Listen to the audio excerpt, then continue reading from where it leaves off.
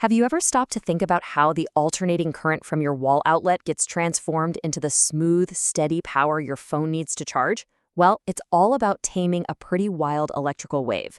And today, we're going to look at the surprisingly simple component that does all the heavy lifting.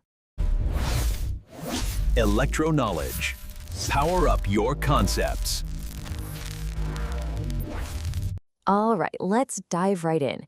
What you're looking at here is the output from something called a rectifier. Now, its job is to get AC power, which zips back and forth, to flow in just one direction. But as you can clearly see, it's not a smooth ride at all. This pulsating signal is a huge problem because our electronics, they crave a steady, flat line of power. So let's figure out why this happens and, more importantly, how we fix it. So before we jump to the solution, we really need to understand the problem itself. This unwanted up and down fluctuation in the voltage has a name. Engineers call it ripple. And our entire goal here is to get rid of as much of it as we possibly can. You can think of ripple as the ghost of the old AC wave that's still hanging around after rectification. These constant peaks and valleys make the DC voltage really unstable. And for your devices, that instability can cause all sorts of problems, like an audible hum in your speakers, extra heat being generated, or it could even damage sensitive components inside over time. It's basically electrical noise, and we've got to filter it out. You know, to put this problem into perspective, we can actually measure it. Without any kind of filtering, a standard full-wave rectifier has what's called a ripple factor of about 0.482. What that means in plain English is that the unwanted ripple makes up almost half of the final DC output. That is a massive amount of fluctuation, and it is nowhere near clean enough for the electronics we rely on every day.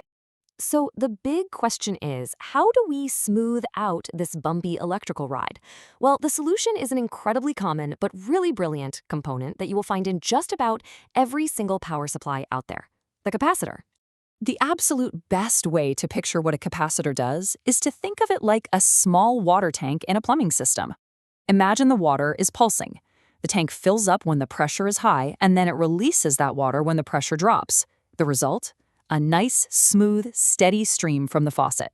A capacitor does that exact same thing, but with electrical energy. Okay, now let's get into the nitty-gritty and see exactly how this works. We're going to look at the charge and discharge cycle, because this simple, repetitive process is what tames that wave and gives us the clean power we need.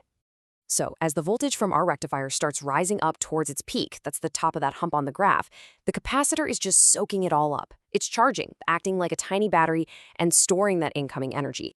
But then, the instant that input voltage hits its peak and starts to fall, the capacitor jumps into action. It immediately starts to discharge, releasing all that energy it stored. You can see how it's basically filling in the gap, preventing the voltage from dropping all the way down. It just creates this continuous cycle. Charge on the way up, discharge on the way down. And here it is, the big reveal. This slide just shows the transformation perfectly. On the left, you've got that raw, bumpy, pulsating signal coming straight from the rectifier. But on the right, you can see how the capacitor's work has dramatically smoothed everything out. The result is a much more stable DC voltage with way, way less ripple. Now, this smoothing effect isn't magic or anything. It's pure physics. And a really key factor in how well a capacitor can do this job is its capacitance value. That value is directly tied to its ability to store a charge. This simple sentence from the source material is pretty much the golden rule of filter design.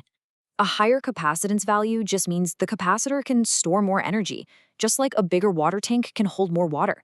And the more energy it can store, the better it can fill in those voltage gaps. Let's just visualize that for a second. A small capacitor, like on the left, discharges way too quickly. It kind of runs out of juice before the next voltage peak comes along, which leaves a pretty big ripple. But a large capacitor, on the right, well, it holds a much bigger charge and discharges more slowly, and that creates a nearly flat line, a much cleaner, much more stable DC output. So this brings us to a final thought, and it's a critical trade-off in all of electronics design. You might be asking, why not just use a gigantic capacitor every single time? Well, because bigger capacitors cost more money and they take up a lot more space. So engineers are always playing this balancing act between getting a perfectly smooth signal and dealing with the real-world constraints of cost and size. The next time you plug in your tiny phone charger, just think about that elegant balancing act happening inside, providing just enough smoothing to power your world. Thanks for watching.